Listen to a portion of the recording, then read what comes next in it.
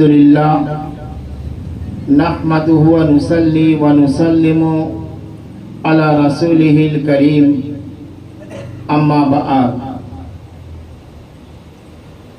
প্রতি বছরের মতো এবছরও আমার বাড়ির বাবু খাজা গরিব নওয়াজের তরিকার মুরিদ আমাদের ডুমরপুর চিস্তিয়া দরবার শরীফের সঙ্গে সম্পৃক্ত। উনি প্রতি বছরের মতো এবছরও একটা সুন্দর মিলাদুন নবী আয়োজন করেছেন। আল্লাহ পাক যেন ওনার নিয়তকে কবুল করেন, সকলে বলেন আমিন। এতক্ষণ যাবত আমার ভাতিজা মাওলানা রিয়াজউদ্দিন চিশতি সংক্ষিপ্ত আলোচনা করছিলেন। আমি আপনাদের সুপরিচিত ব্যক্তিত্ব, আল্লাহ পাকের অপার মহিমা যে তিনি দয়া করে আপনাদের খিদমতে কিছু কথা পরিবেশন করার মতো সুবর্ণ সুযোগ করে দিয়েছেন এবং আপনাকে আমাকে সকলকে এই দিনই কথা শোনার মতো একটা মজলিসে হাজির করিয়ে তৌফিক দিয়েছেন। সকলে উচ্চ কণ্ঠে ভক্তি ভরে আমার আল্লাহর দরবারে শুকরিয়া আদায় করে বলুন আলহামদুলিল্লাহ।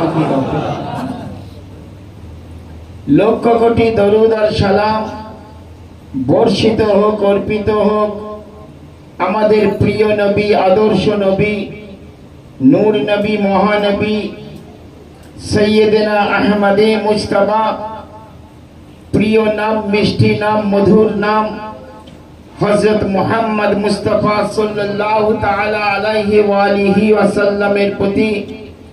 আপনারা সকলে বলেন আমিন। ভাইরা আমার, বাবাজিরা, আমরা সকলেই মুসলমান ঘরে জন্মগ্রহণ করেছি,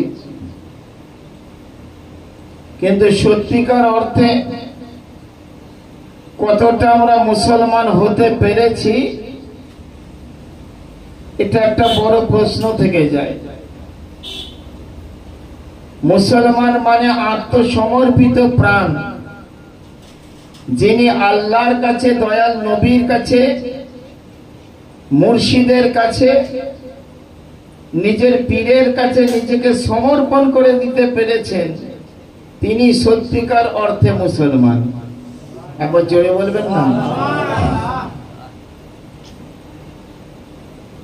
আল্লাহ বলছেন আতিউল্লাহ ওয়া আতিউর রাসূল ওয়া উলিল আমরি মিনকুম।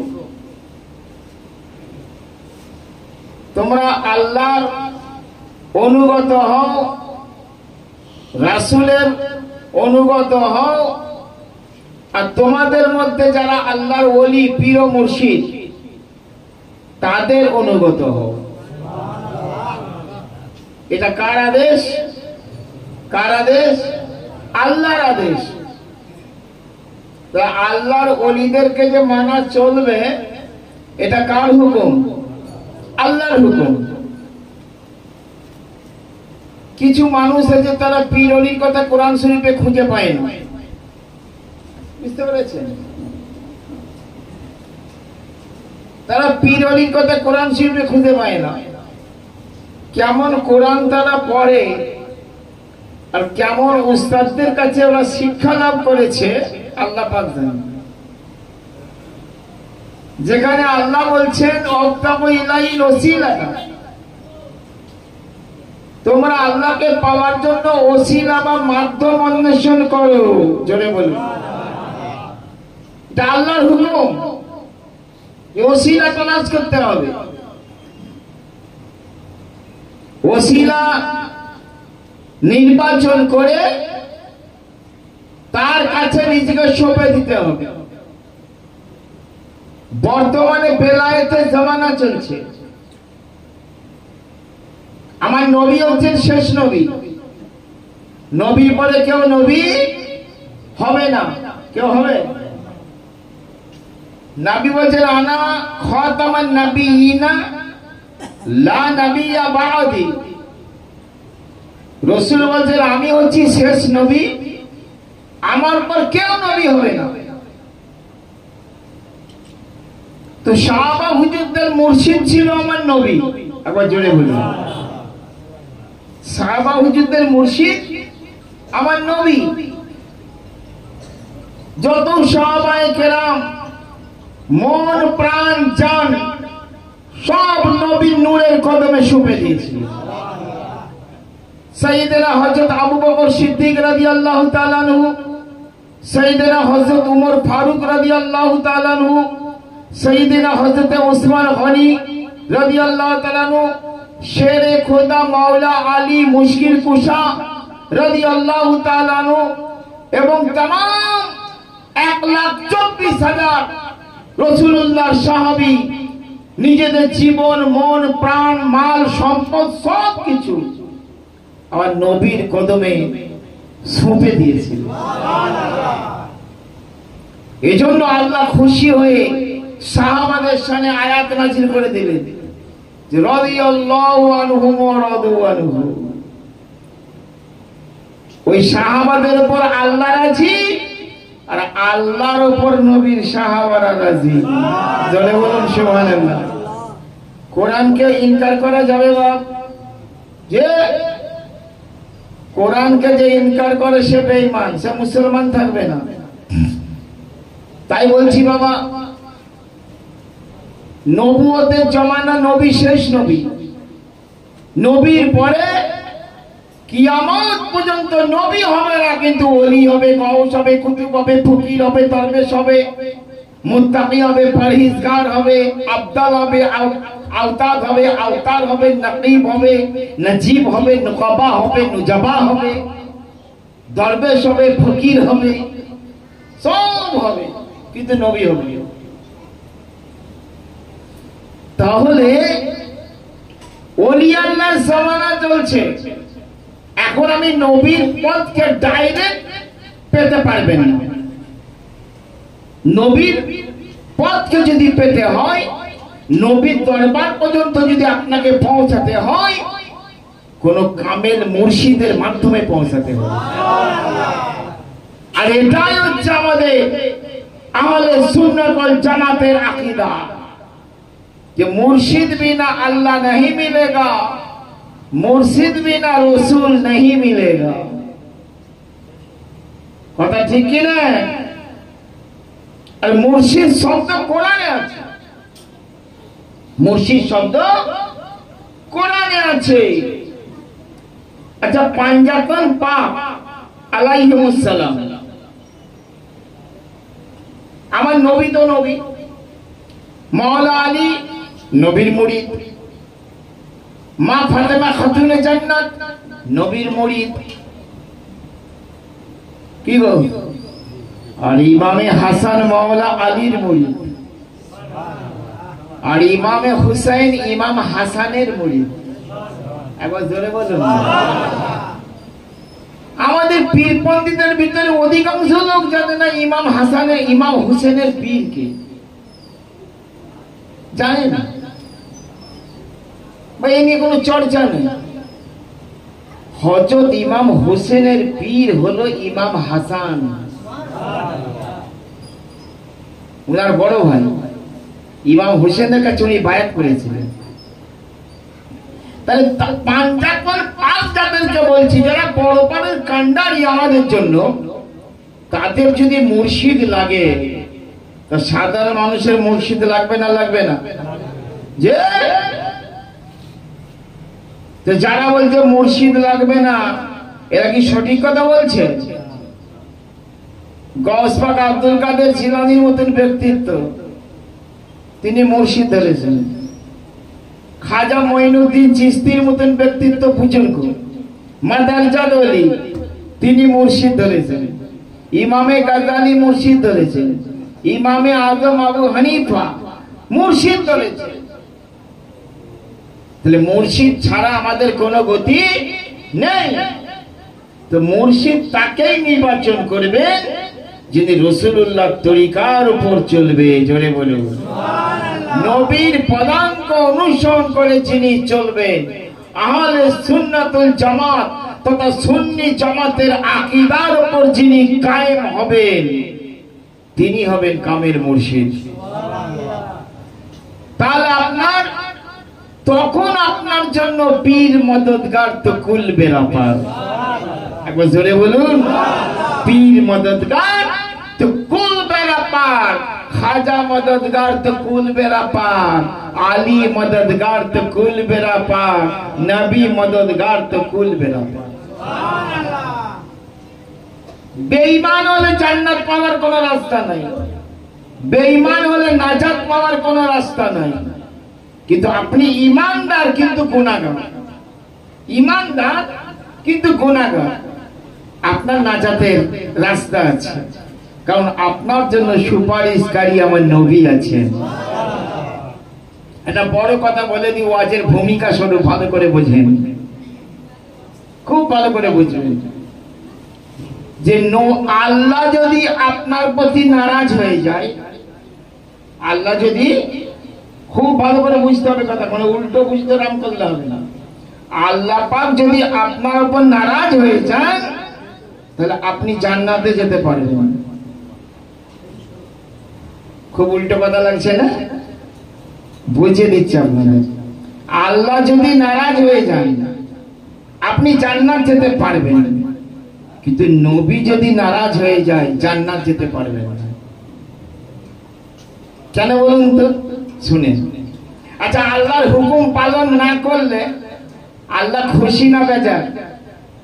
এই জোরে বলতে হবে, আল্লাহ রাজি না আল্লাহ নারাজ? নামাজ পড়া আল্লাহর হুকুম, রোজা রাখা আল্লাহর হুকুম, হজ করা আল্লাহর হুকুম, যাকাত দেওয়া আল্লাহর হুকুম, সত্য বলা আল্লাহর হুকুম, মিথ্যাকে ত্যাগ করা আল্লাহর হুকুম, শরাব পান করো না এটা আল্লাহর হুকুম, জিনা করো না আল্লাহর হুকুম, সুদ খেও না আল্লাহর হুকুম, ঘুষ খেও না আল্লাহর হুকুম, মা বাপকে কষ্ট দিও না আল্লাহর হুকুম, পিতা মাতাকে শ্রদ্ধা করো এটা আল্লাহর হুকুম, বিবিকে পর্দায় করো এটা আল্লাহর হুকুম। তাহলে আল্লাহর হুকুমকে যারা পালন করে না তাদের উপর আল্লাহ নারাজ, এই কথা ঠিক না? তবে এরা গুনাহগার, এরা কি গুনাহগার। আর আমার নবীর লকব হলো, উপাধি হলো শফিউল মুজনাবিন, গুনাহগারদের জন্য সুপারিশকারী। আচ্ছা আপনারা বলেন, কি আমাদের দিন খাজা বাবার জন্য নবীর সুপারিশ করা লাগবে না? নবীকে, নবীর বলার দরকার হবে আপনার কাছে আমার আব্দুল কাদের জিলানীকে জান্নাত দাও? কি গো, এই পীর গোরাজাদ আব্বাস আলী থেকে ভাঙর সুলতান থেকে আল্লাহ তুমি জান্নাত দাও, এই কথা বলার দরকার হবে নবীজি? এরা তো নিজেরাই কামেল মুকাম্মেল, আল্লাহকে রাজি করে বসে আছে, ইনারা বড় তার ভক্তদেরকে সুপারিশ করবেন। তাহলে বোঝা গেল গুনাহগারদের জন্য নবী সুপারিশকারী। তাহলে যারা গুনাহগার তাদের উপর আল্লাহ নারাজ, কিন্তু নবী তাদেরকে সুপারিশ করে জান্নাতে নিয়ে যাবেন। কিন্তু নবী যদি নারাজ হয়ে যান, তা যার উপর নবী নারাজ তার উপর আল্লাহ নারাজ, তারা একুল উকুল দুকুলি গেল, তারা নাজাতের রাস্তা আছে। বুঝতে পেরেছেন? একটা দামি কথা বলে দিই, মক্কা শরীফ নাম শুনেছেন? মক্কা শরীফে কি আছে? এই জোরে সরে বলো না, মক্কা শরীফে কি আছে? কাবা শরীফ আছে। মদিনা শরীফে কি আছে?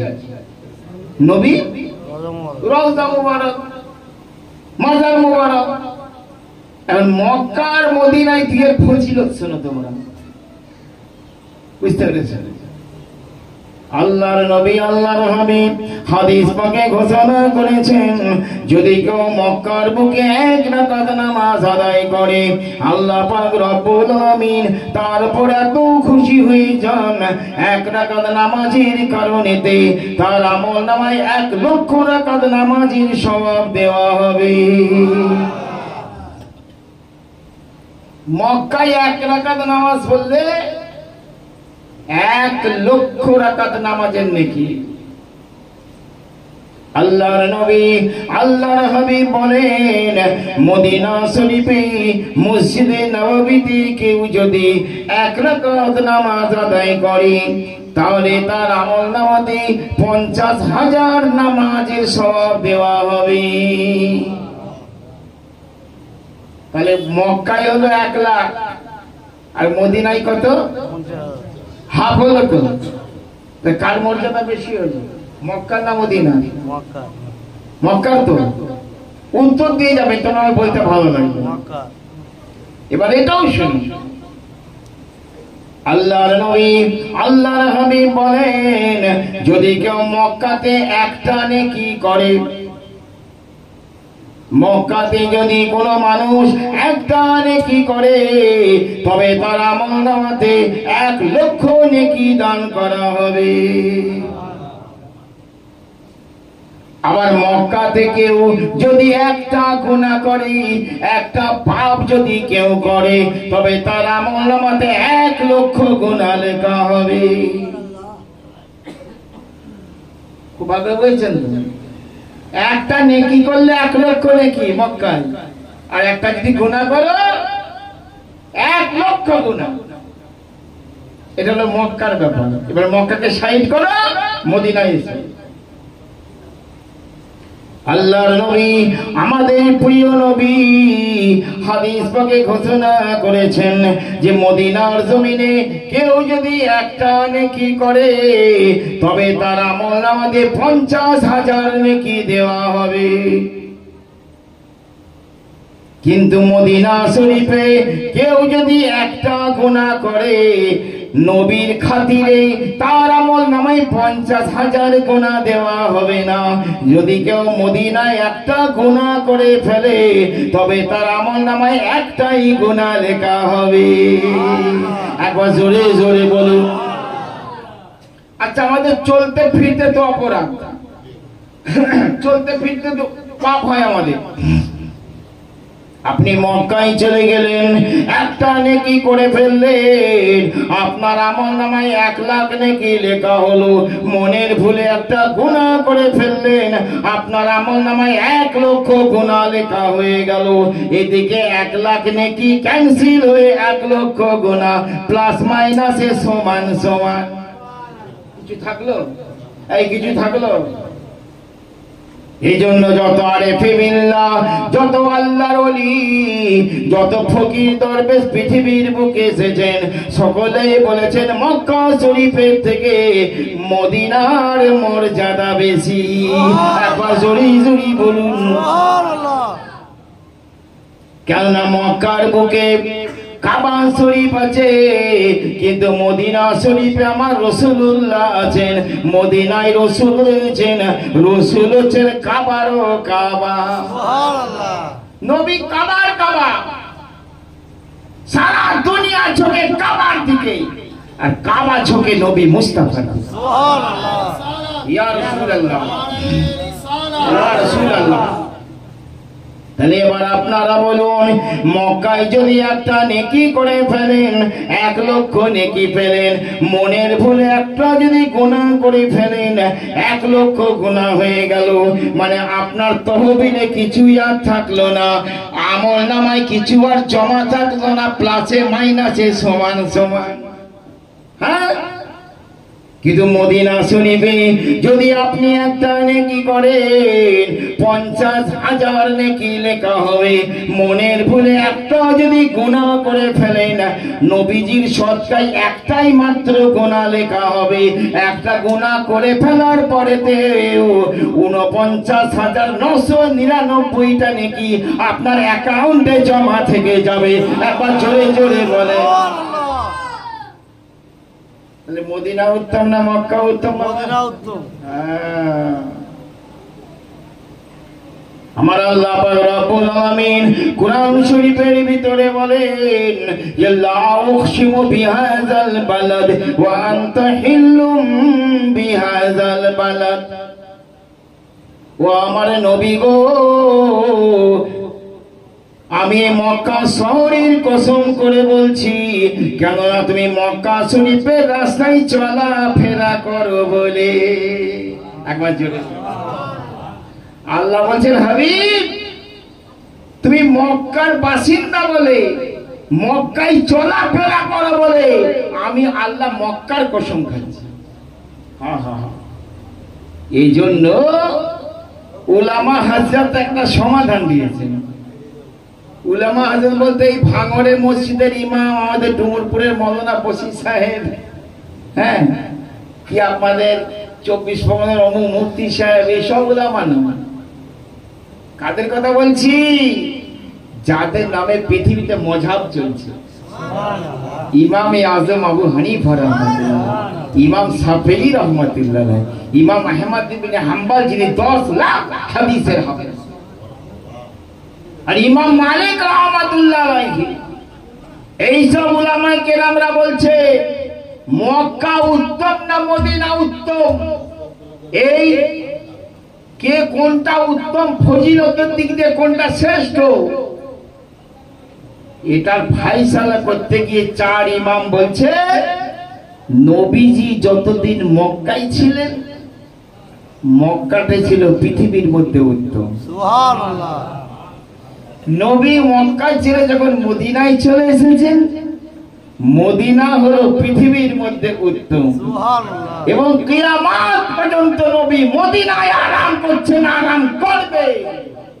তাই কিয়ামত পর্যন্ত মদিনা হচ্ছে পৃথিবীর মধ্যে উত্তম। সুবহানাল্লাহ। বুঝতে পেরেছেন? चमक तुझसे पाते हैं सभी पाने वाले, चमक तुझसे पाते हैं सभी पाने वाले, मेरा दिल भी चमका दे चमकाने वाले, चमक तुझसे पाते हैं। एक बार जोरे बोलो सुभान ইয়া রাসূলুল্লাহ, আপনার কাছ থেকেই তো নূর পাচ্ছে জগৎ। ইয়া রাসূলুল্লাহ, চমক জ্যোতি আপনার কাছেই তো পাচ্ছে যত ওলি গৌস কুতুব ফকির দরবেশ, আপনার কাছ থেকে জ্যোতি পাচ্ছে। ইয়া রাসূলুল্লাহ, করম করে দয়া করে আপনি আমার দিলকেও চমকে দিন। সুবহানাল্লাহ। আমাদের সকলের দিলের তামান্না এটা হবে কি হবে না? যে সেই নবীকে মহব্বত করুন, নবীকে ভালোবাসুন, নবীকে প্রেম করুন, নবীর তরিকায় চলুন। আর যে পীর ও মুর্শিদ নবীর তরিকার উপর প্রতিষ্ঠিত, তার আনুগত্য করুন, তার পায়রবি করুন, তাহলে জিন্দেগি আপনার কেল্লা ফাতে ইনশাআল্লাহ। হ্যাঁ, আপনার মুক্তির জন্য ভাবনা করতে হবে না, আপনার নাজাতের জন্য চিন্তা করতে হবে না। হ্যাঁ, আমরা উম্মতে মুহাম্মদে আমাদের অত ভাবনা চিন্তা কিসের? আমরা যদি আল্লাহ আল্লাহ রসুলের তরিকায় চলি, আমাদের জন্য রসুলুল্লাহ আছেন, আমাদের জন্য মাওলা আলী আছেন, আমাদের জন্য ইমাম হাসান আছেন, আমাদের জন্য ইমাম হুসেন আছেন, আমাদের জন্য মা ফাতেমা খাতুনে জান্নাত আছেন, আমাদের জন্য হযরতে সাইয়্যিদিনা ইমামে আজম আছেন, গৌসুল আজম জিলানী আছেন, আমাদের জন্য খাজা মাইনুদ্দিন চিশতি আছেন, আমাদের জন্য तमाम আউলিয়ায়ে কেরামরা। ওলি আল্লাহকে আল্লাহ ভালোবাসেন কি বাসেন না? যে তারা আল্লাহর ভালোবাসা পেয়েছেন বলে, আল্লাহকে তারা রাজি করেছেন বলে, তাদের এত দাম, এত মূল্য আজকে দুনিয়ার। কাউকে ডাকতে হয় না, তবলি জামাতে মধ্যে নাম লেখাতে হয় না। কে 3 দিনের জন্য চেল্লাই যাবে নাম লেখাও, কে চেল্লাই যাবে নাম লেখাও, ওসব করতে হয় না। খাজার উরুসে কাউকে ডাকতে হয় না, গাজীর উরুসে কাউকে ডাকতে হয় না, দাতা বাবার উরুসে কাউকে ডাকতে হয় না। ওলি আল্লাহর মাজারে যাওয়ার জন্য মানুষকে ডাকতে হয় না, নেমন্তন্ন করতে হয় না, দাওয়াত দিতে হয় না। মানুষ আপসে পতঙ্গের মতন পীর ফকিরের দরবারে হাজিরি দেয়। সুবহানাল্লাহ। এই কথা ঠিক কি না বলো? আর সাধারণ মানুষ মরে গেলে তার কবরের ধারে পাশে কেউ যাবে? শিরক বেদাতের ফতোয়া তো ছড়াছড়ি বর্তমান জগতে। তো যারা শিরক বিদআতের ফতোয়া দিয়ে বেড়াচ্ছে, এরা মরে গেলে তাদের কবরের ধারে পাশে কেউ যাবে না, বলে না, কেউ যাবে না। এদের কবরে কেউ যাবে না বলে এরা ফতোয়া দিচ্ছে ওলি আল্লাহর দরবারে যেও না, মানে ওদের তো কেউ যাবে না, তাই বারণ করছে যাওনি, খাজার দরবারে যাওনি, দাদার দরবারে যাওনি, ওলির দরবারে যাওনি, মেহবুব এলাই নিজামুদ্দিন আউলিয়ার দরবারে যাওনি, অমুক ওলি আল্লাহর দরবারে যেও না, নিষেধ। কিন্তু যে ওলির দরবারে যায় আল্লাহ পাক রব্বুল আলামিন তার প্রতি খুশি হয়ে যান। হ্যাঁ, মুসলিম শরীফের হাদিস, বুঝতে পেরেছেন? আরো দিগার হাদিসের কুতুবে হাদিসে বর্তমান হযরত আবু হুরায়রা রাদিয়াল্লাহু তাআলা আনহু নবীজির বিখ্যাত সাহাবী ছিলেন। বাবা, নবীর সাহাবী হযরত আবু হুরায়রা বর্ণনা করেন যে আল্লাহর রাসূল আল্লাহর হাবিব প্রত্যেকটা বছর নবী তার সাহাবাদেরকে সাথে করে নিয়ে উহুদের ময়দানে, বদরের ময়দানে যেসব সাহাবারা শহীদ হয়ে গিয়েছিলেন তাদের কবরগুলো, মাজারগুলো জিয়ারত করার জন্য স্বয়ং রাসূলুল্লাহ সদালবনে হাজির হতে। এই হাদিস দ্বারা প্রমাণ হয়ে গেল যে আল্লাহ ওয়ালাদের মাজার জিয়ারত করতে যাওয়া, পীর ফকিরদের মাজার জিয়ারত করতে যাওয়া স্বয়ং রাসূলুল্লাহর সুন্নাত।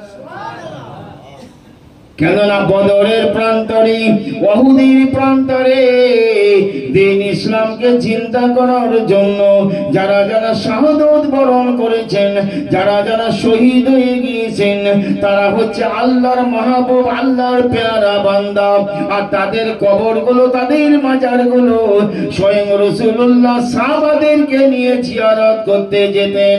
তাহলে এই হাদিস দ্বারা প্রমাণ হয়ে গেল যারা আল্লাহর পেয়ারা বান্দা হবে, আল্লাহর মেহবুব বান্দা হবে, আল্লাহর ওলি বান্দা যারা হবে, তাদের মাজারগুলো, তাদের রওজাগুলো জিয়ারত করতে যাওয়া আমার রাসূলুল্লাহর বড় সুন্নাত।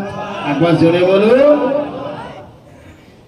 আরে নবীর সুন্নাতের বিরুদ্ধে কথা বলছে, ওলি আল্লাহর দরবারে যেও না। قال رسول الله صلى الله عليه وسلم من تمسك بسنتي عند فساد امتي فله اجر 100 شهيد او كما قال النبي صلى الله تعالى عليه وسلم। আল্লাহ রাসূল সাল্লাল্লাহু আলাইহি ওয়াসাল্লাম বলেন, যখন এই পৃথিবীর জমিনে ফিতনা ফাসাদের জমানা এসে যাবে, ফিতনা যখন বেশি হয়ে যাবে, ও আমার উম্মতরা তোমরা শোনো, সেই সময় কোন মানুষ যদি আমার একটা সুন্নতকে শক্ত করে, মজবুত করে আঁকড়ে ধরতে পারে, আমার আল্লাহ রাব্বুল আলামিন তার আমল নামায় 100 শহীদের সব লিখে দিবে। এই ফিতনার জমানায় যারা বলছে খাজার দরবারে যাওনি, ওলির দরবারে যাওনি, পীরের দরবারে যাওনি, তাদের জন্য রাসূলের এই হাদিসটা একটা মোক্ষম দলিল। বুঝতে পেরেছেন?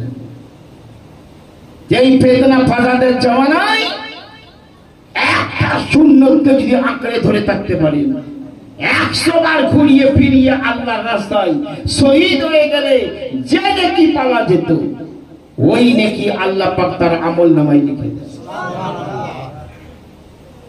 আপনি একবার এখান থেকে ওই ভাঙড়ে বাজার করতে গেছেন,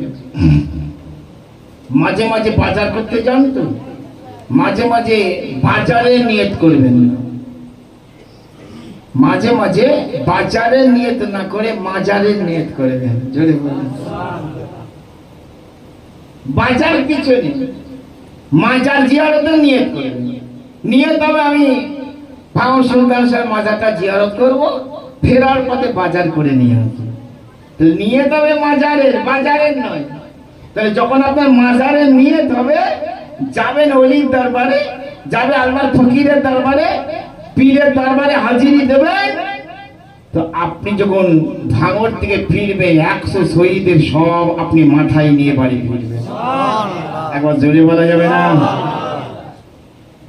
কত সহলত, মানে কত আসানি নবী আমাদের জন্য করে দিয়েছেন, কিন্তু আমরা সেগুলো গ্রহণ করছি না।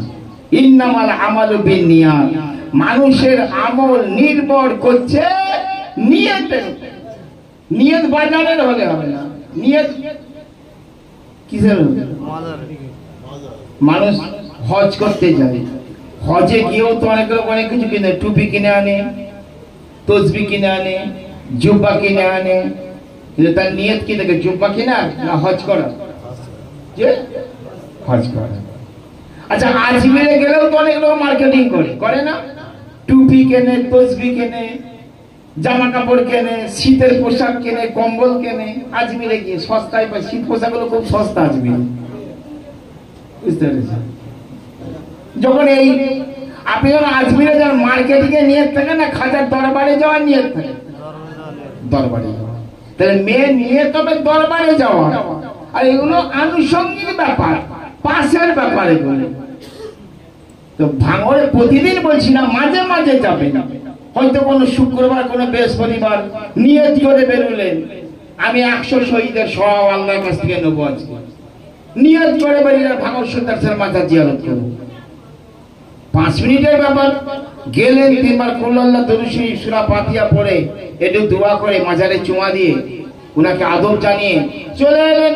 আসার পথে মার্কেটিং করে বাড়ি ফিরলেন, দোকানদানি করে বাড়ি ফিরলেন, 100 শহীদের সব আপনার আমলনামায় লেখা হবে।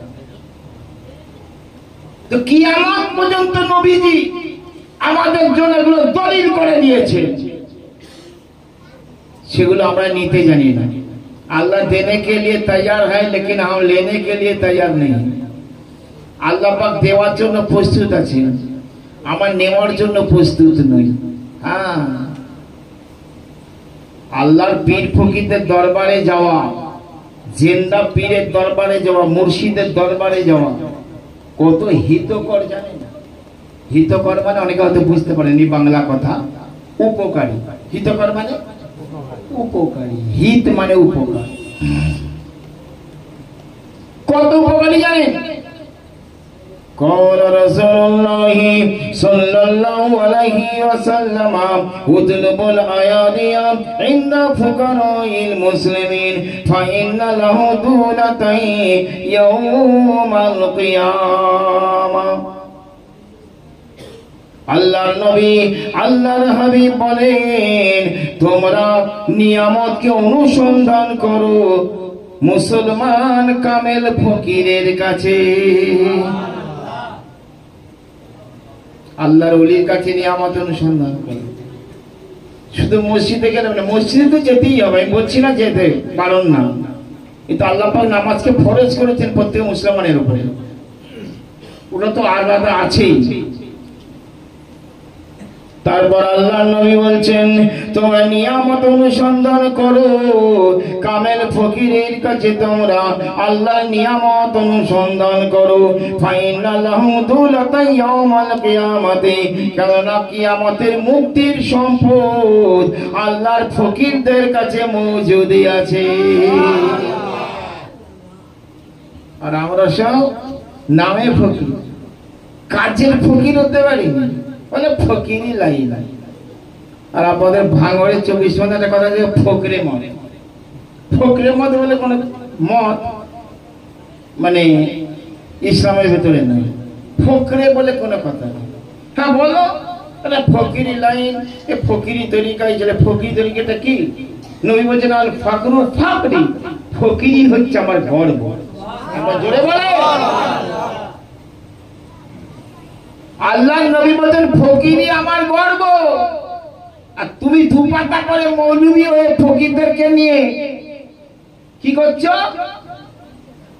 মস্করা করছো, রহস্য করছো, ঠাট্টা করছো। তোমার ঈমান থাকবে? যার নামের কলমা পড়েছো তোমার হুঁশ নাই? যে রাসূল আল্লাহ ফকিরদের সম্বন্ধে কি বলছেন? বড় বড় আউলিয়া কেরামরা তাদের নামের আগে ফকির লিখেছেন। আমার কাছে নিজামউদ্দিন আউলিয়ার কিতাব আছে, তিনি তার নামের আগে ফকির লিখেছেন, ফকির নিজামউদ্দিন। কুতুবউদ্দিন বখতিয়ারি নামের আগে ফকির লিখেছেন।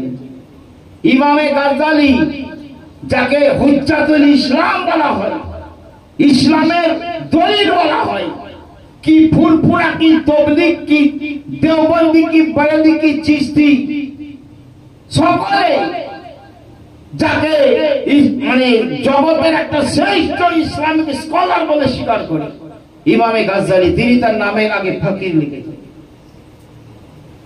আলা হযরত ইমাম আহমদ রাজা বারেলী শরীফের, যিনি ১৫০০ কাছাকাছি কিতাব লিখেছেন, জমানার মুজাদ্দিদ ছিলেন তিনি বেশুমার কিতাবে তার নামের আগে লিখেছেন ফকির আহমদ রাজা কাদের। ফকির আহমদ রাজা কাদের নামের আগে ফকির লিখেছেন। তুমি কপাতার মৌলবী? হ্যাঁ,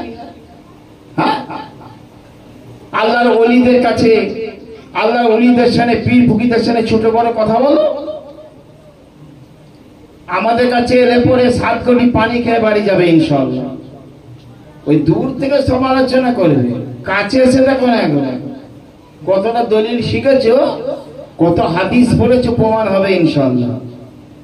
আমরা আহলে সুন্নাতুল জামাতের আলিম, আমরা সুন্নি জামাতের আলিম, আমরা খাজা গরিব নওয়াজের সৈনিক, আমরা চিশতিয়ার সৈনিক, আমরা গরিব নওয়াজের ঘরানার মানুষ। আমাদের এক হাতে আছে সাহাবাদের দামান, আর এক হাতে আছে পাঞ্জাতন পাকের দামান। আমরা হচ্ছি সাচ্চা সুন্নি হুসেনি মুসলমান। কত হাদিস পড়েছে, এসো না। দূর থেকে সমালোচনা করো খুব সহজ, কাছে এসো প্রমাণ হয়ে যাবে। আল্লাহ ওলিদের কত মর্যাদা, আল্লাহ ওলিদের কত মর্তবা আল্লাহ দিয়েছেন। আল্লাহ যাকে বানিয়েছে তুমি তাকে ছোট করতে পারো? अल्लाह जी शान फानूस बन के जिसकी हिफाजत हवा करे, वो समा कौन बुझाए जिसे रोशन खुदा करे। जे प्रदीप के आल्ला জ্বালাবে ওই প্রদীপকে কেউ নিভাতে পারে? যে খাজা নামের প্রদীপ আল্লাহ জ্বালিয়ে দিয়েছে, নিজামউদ্দিন নামের প্রদীপ আল্লাহ জ্বালিয়ে দিয়েছে, ভাঙর সুলতান সাহেব প্রদীপ আল্লাহ জ্বালিয়ে দিয়েছে, পীর গোরাজার আপাসিন সাহেব প্রদীপ আল্লাহ জ্বালিয়ে দিয়েছে। কি গো, এসব ওলি আল্লাহ নামের প্রদীপ আল্লাহ জ্বালিয়েছে। তুমি মৌলবি বিরোধিতা করে ধ্বংস হয়ে যাবে, না পাবে জান্নাত আর কিয়ামতে না পাবে কুল কিনারা।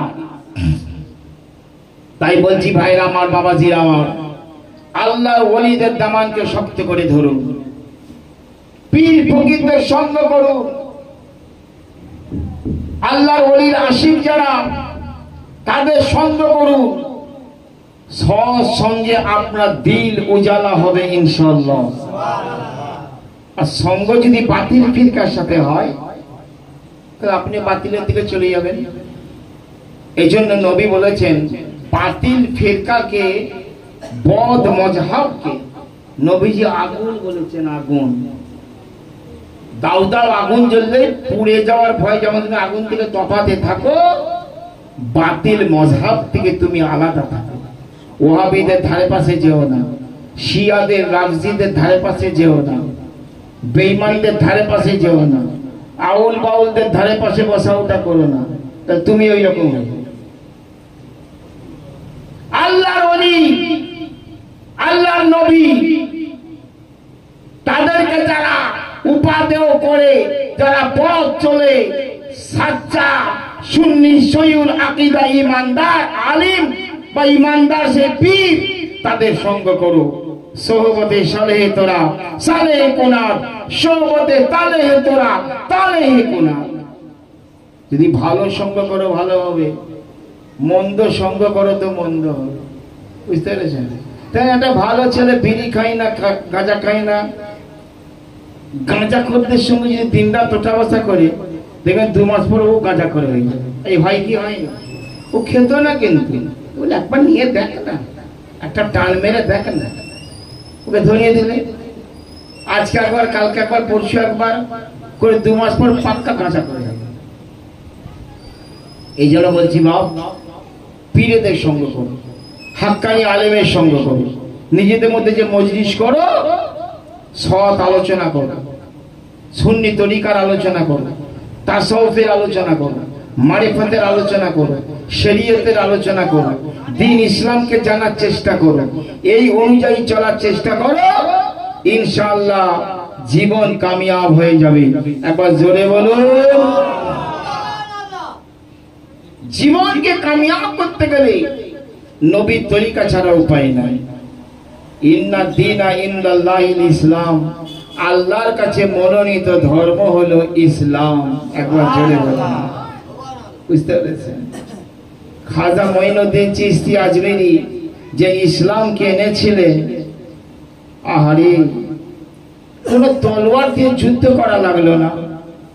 আমার খাজা বিয়াকে যুদ্ধ করা লাগলো না, তলোয়ার হাতে তুলতে হলো না। কি করে 90 লক্ষ বেদির কাপের খাজার হাতে কলেমা পড়ে মুসলমান হলো? এই রকম নজির পৃথিবীতে কোন ওলি আল্লাহ দেখাতে পারে না। কি অপার মহিমা আমার খাজা গরিব নওয়াজ, কত পাওয়ারফুল আমার খাজা গরিব নওয়াজ, সুবহানাল্লাহ।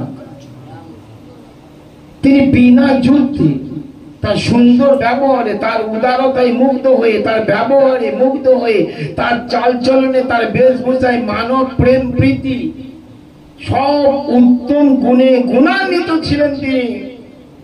সেই মুগ্ধ হয়ে মানুষ আপসে তার দিকে চলে গেছে আর নবীর কলেমা পড়ে মুসলমান হয়েছে। আর আজকে আমাদের চালচলন কি গো, দেখলে কেউ এ করবে? চালচলন ভালো না, এর ব্যবহার ভালো না। হ্যাঁ, কি বেটা ছেলে কি মেয়ে ছেলে, ইসলাম মানে শান্তি, শুধু সংসারে অশান্তি, বাপ বেটায় অশান্তি, ভাই ভাই অশান্তি, যায় যায় অশান্তি, শাশুড়ি বয়ে অশান্তি, বিয়ায় বিয়ায় অশান্তি, সব অশান্তি, শুধু অশান্তির পাতা বলো। কেন? আমাদের সেই শিক্ষা নয়, বুঝতে পেরেছেন? হেকায়েতের কেতাবে লেখা আছে আল্লাহর নবী ছিলেন একজন নূহ পয়গম্বর, নাম শুনেছেন? এই নূহ নবী নাম শুনেনি আপনারা? উনাকে দ্বিতীয় আদম বলা হতো। কেন বলেন তো? দ্বিতীয় আদম কেন বলা হতো শুনে নিন।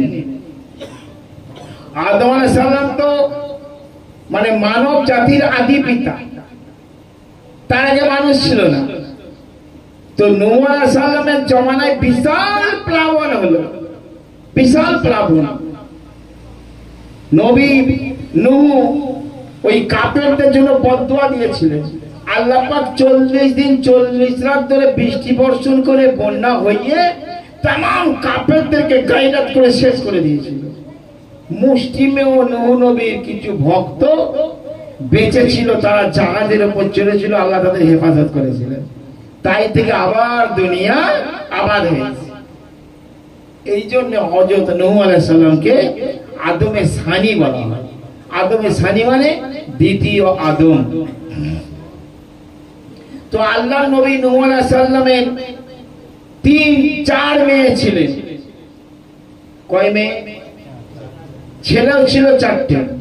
একটা ছেলে কাফের হয়ে গিয়েছিল, বেঈমান, বাপের নবুয়তকে স্বীকার করেনি, আল্লাহর তাওহীদকে মানেনি, কাফের। তার নাম হচ্ছে কেনান। নবীর বেটা যদি কাফের হয়, পীরের বেটা যদি কাফের হয়ে যায়, আশ্চর্য কি আছে? এই ভালো করে বুঝবেন। সর্বোচ্চ পর্যায়ের মহামানব কারা? নবীরা। নবীদের উপরে কেউ আছে? নবীদের উপরে কেউ নাই। তো সেই নূহ নবীর বেটা কেনান কাফের। তো কোন পীরের বেটা যদি বেঈমান হয়ে যায়, কোন পীরের বেটা যদি কাফের হয়ে যায়, কোন পীরের ছেলে যদি বদমতাব হয়ে যায়, আশ্চর্য হওয়ার কিছু নাই। বুঝতে পেরেছেন? এটা আশ্চর্য হবেন না, হতে পারে। নূহ নবীর বেটা কেনান কাফের ছিল। তো যাই হোক, নূহ আলাইহিস সালামের 4 মেয়ে, আল্লাহু আকবার, 4 মেয়ে একদম সুশীলা, 4 মেয়ে আল্লাহ ওয়ালি, 4 মেয়ে বাপের মতন আল্লাহ প্রেমী, আর অতীব সুন্দরী। নবীর ঘরানা না, নবীর বেটি, 4 বেটি, 4 রকম দেখতে, সুবহানাল্লাহ, রূপের ঝলক মারছে শরীর। হেকায়েতের কিতাবে এসেছে আল্লাহর নবী, আল্লাহর রাসূল হযরত নূহ আলাইহিস সালাম একদিন রাস্তা দিয়ে চলে যাচ্ছেন। আল্লাহর নবী নূহকে দেখে একটা যুবক ছেলে এগিয়ে এলো। ওগো আল্লাহর নবী, ওগো নূহ পয়গম্বর, আপনার কাছে আমার একটা কথা বলার আছে। বলে কি কথা? বলে হুজুর, আপনার তো 3টে মেয়ের বিয়ে হয়ে গেছে, তাহলে না না ভুল বলছি, 3টে মেয়ের বিয়ে নিয়ে বলে হুজুর আপনার এক মেয়ের সাথে আমার শাদী করিয়ে দিন।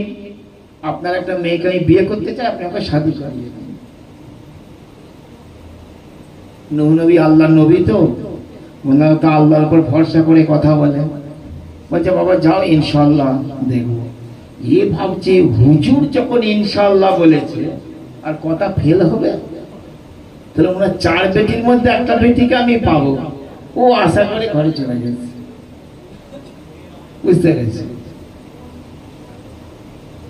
আরেকজন যুবক ছেলে আরেকদিন নূহ নবীর কাছে এসে আল্লাহ নবী নূহ পয়গম্বরকে বলে, ওগো আল্লাহর নবী পয়গম্বর, আপনার কাছে আমার একটা আবেদন আছে। আপনার সুন্দরী মেয়ে আছে, আপনার মেয়ের সাথে আমার বিয়ে করিয়ে দিন। বুঝতে গেছে? বলছে ঠিক আছে ইনশাআল্লাহ যাও। আবার আর একটা যুবক ছেলে সেই কথা বলছে। যেসব ছেলেগুলো বিয়ে করবে বলছে সব 2 নম্বর। 2 নম্বর মানে আল্লাহর অবাধ্য, ফাসেক, ফাজিল, গুনাহগার। আর নবীর বেটিকে বলছে বিয়ে করো, নূহ নবীর বেটি। একদিন আল্লাহর এক নেক বান্দা একজন যুবক ছিলি হযরত নূহ নবীর কাছে যে বলে ওগো আল্লাহর নবী, ওগো নূহ পয়গম্বর শুনুন, আপনার এক মেয়ে আছে, ওই মেয়ের সঙ্গে আমার বিয়ে করিয়ে দিন। ইতিমধ্যে নূহ পয়গম্বর আলাইহিস সালাতু ওয়াস সালাম কাউকে কোনো খবর না দিয়ে বাবা 1 নম্বর 2 নম্বর 3 নম্বর মেয়েকে অন্যান্য জায়গায় বিয়ে করিয়ে দিয়েছেন। বাকি আছে ছোট মেয়ে, একটি মেয়ে, কার সঙ্গে বিয়ে দেবে? প্রথম যুবকটি এসে বলে হুজুর, আমি আপনার কাছে বলেছিলাম আপনার বেটিকে বিয়ে করব, আপনি তো না বলে কই বেটিদের বিয়ে দিয়ে দিলেন।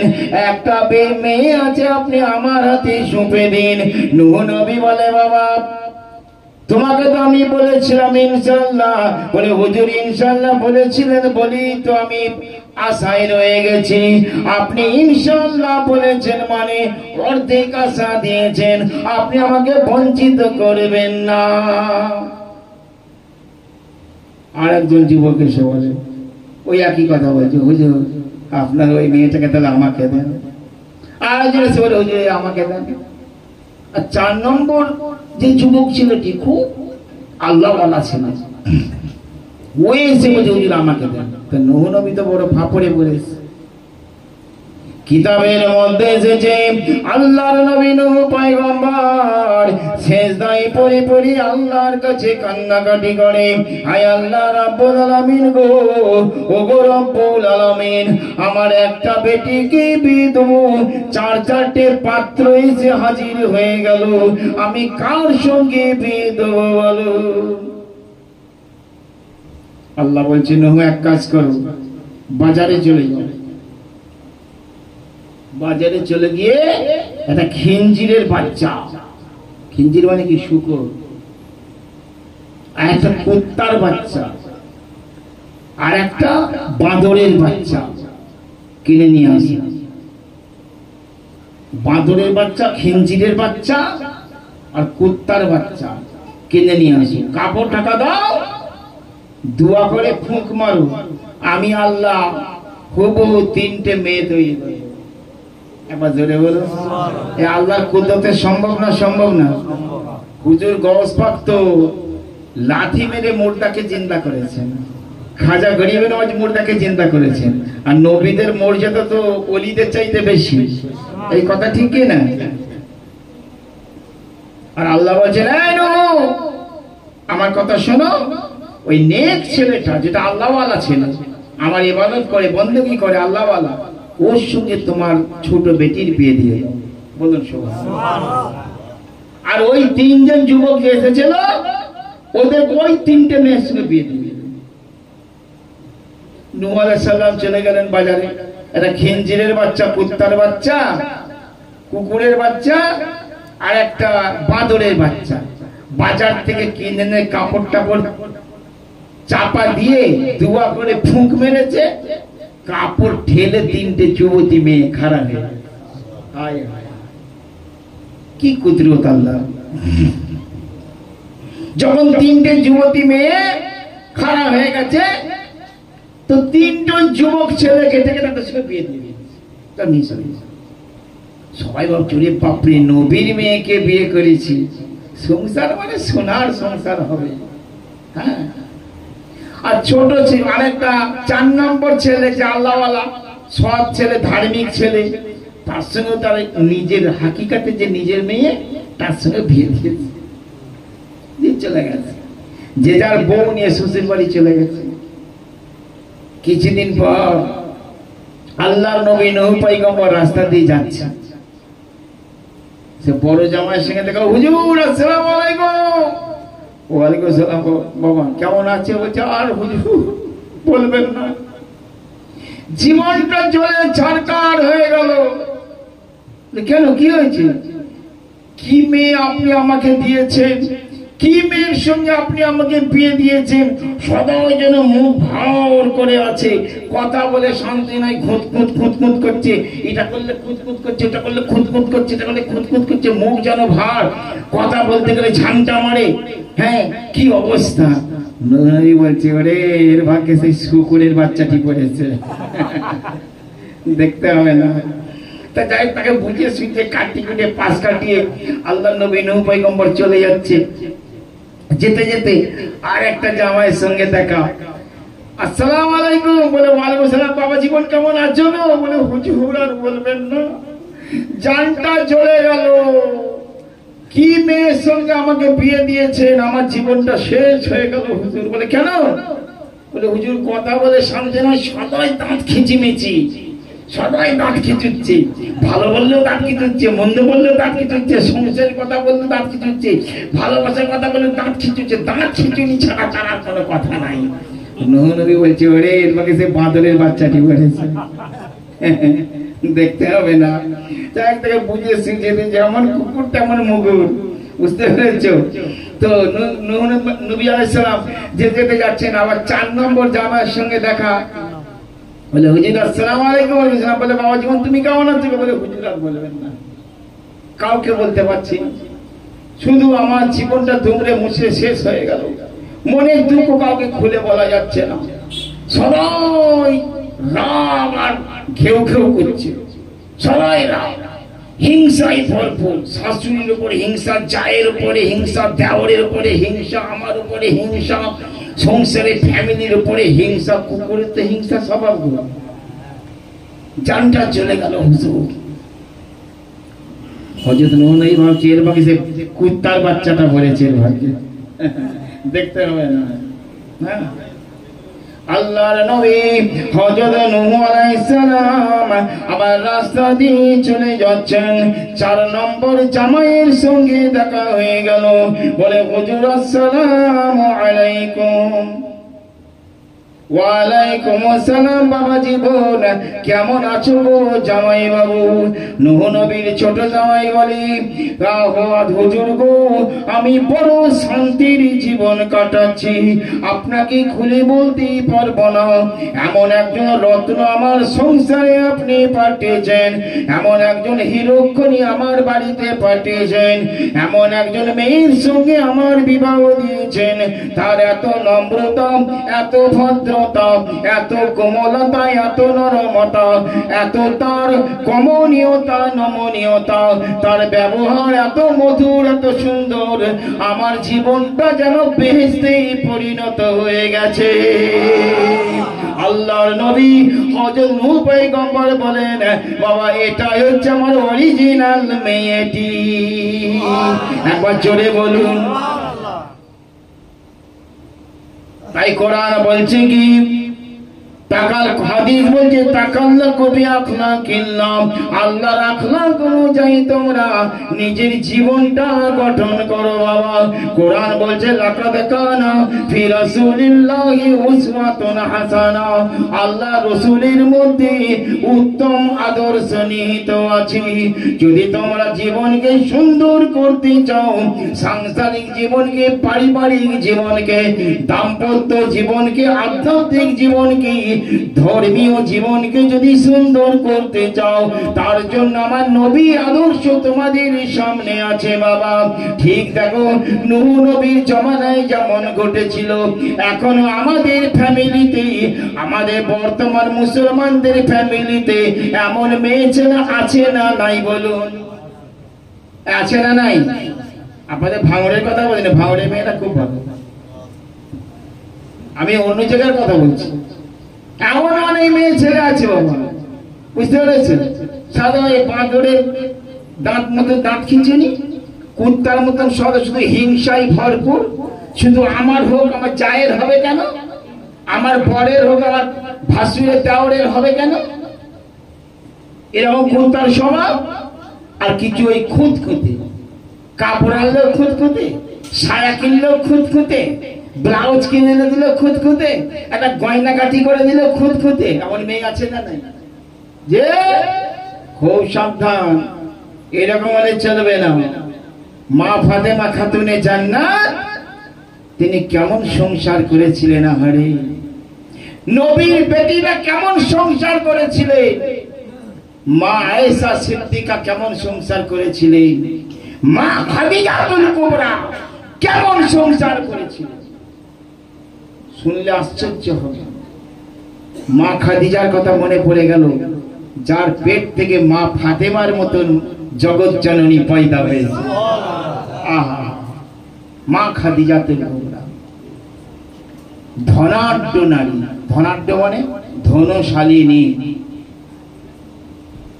100 লাখে 1 কোটি, তো 100 লাখে কি 1 কোটি, 1 কোটি 100 কোটিতে কত?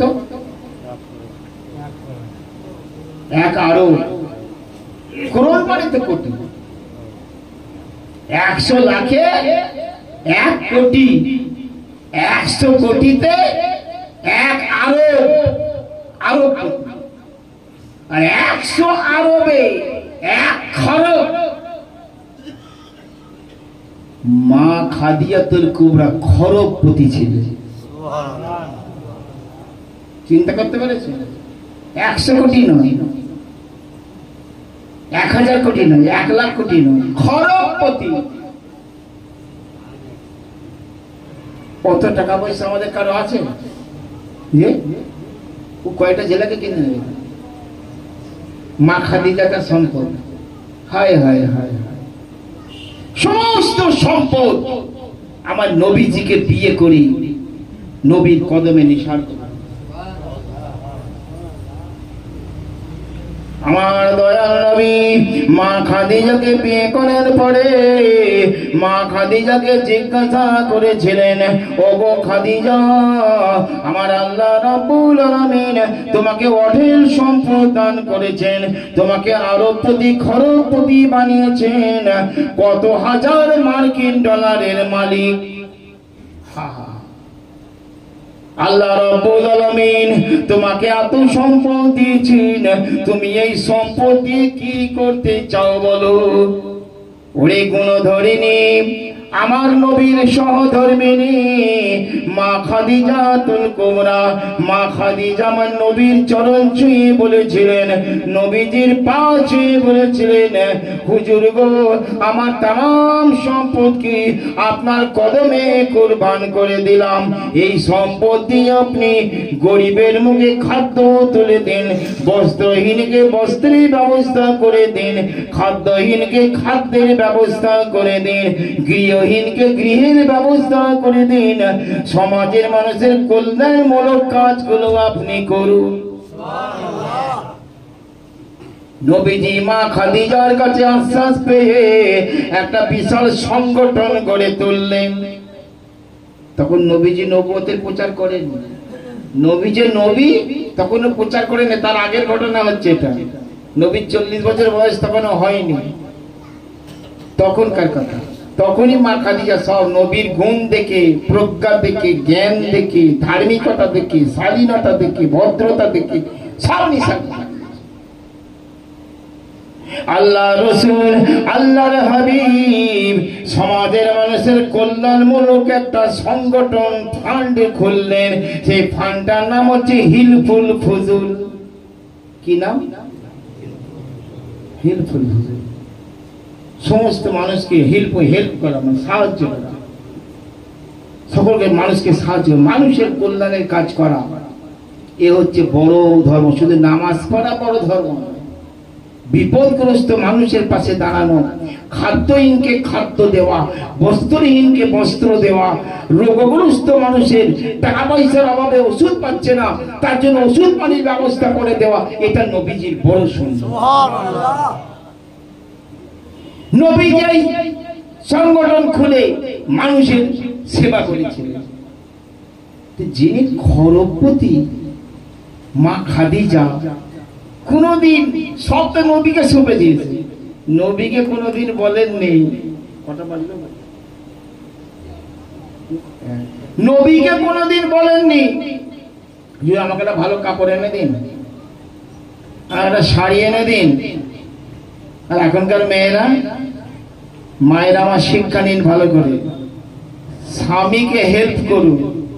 সংসারটা তোমার স্বামীর একলাকার নয়, সংসারটা স্বামী স্ত্রী দুজনকারই সংসার, ছেলে মেয়ে তোমারও, তোমার স্বামীরও। এই সংসারটাকে সাজানোর দায়িত্ব পুরুষেরও আছে, যেমন নারীরও তেমন দায়িত্ব, কর্তব্য বোধ আছে। এই কথা ঠিক কিনা? যে তো মা খাদিজা কোনদিন নবীর কাছে আবদার করে বলেনি হুজুর এটা দিন, সেটা দিন, ওটা দিন, ওটা দিন, সেটা দিন, বলেনি। দয়ার নবী মুস্তাফা সাল্লাল্লাহু আলাইহি ওয়াসাল্লাম একদিন বসে আছে, মা খাদিজা পীড়িত, মানে অসুস্থ, মা খাদিজা ইন্তেকাল করবেন। আল্লাহু আকবার।